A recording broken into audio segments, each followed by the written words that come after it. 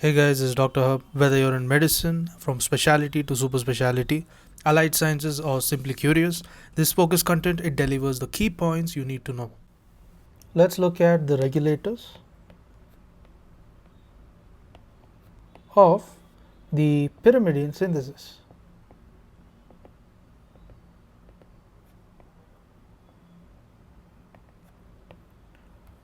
So under this regulator of pyrimidine synthesis, we are focusing on two enzymes.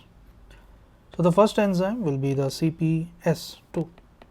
So how do you expand the CPS? It stands for the carbamyl phosphate synthetase, and this is 2. So about this CPS2, we have the inhibitors and the activators.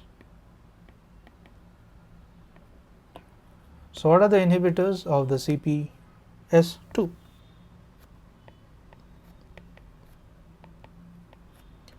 So inhibitors, it includes the UTP.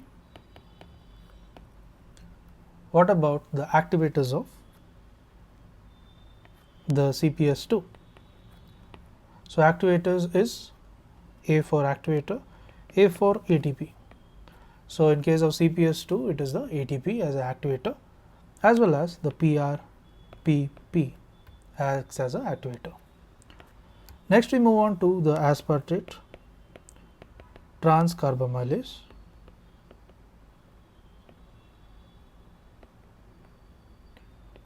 So aspartate transcarbamylase, so we have something known as an inhibitor and also there is activator. So under inhibitor there is ATP, under inhibitor there is CTP.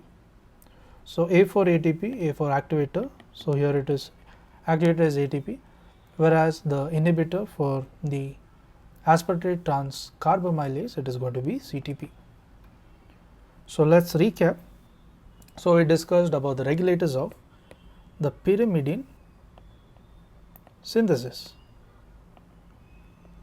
So under this pyrimidine synthesis, we spoke about the CPS standing for the carbamyl phosphate synthetase. Next is the aspartate transcarbamylase. So under the CPS2, that is carbamyl phosphate synthetase, we saw the UTP that acts as inhibitor, activator A for ATP and the PRPP. Then moving on to the aspartate transcarbamylase, we again saw the inhibitors and the activator. Here again A for A, that is activator being ATP, and the inhibitor for the aspartate transcarbamylase is CTP.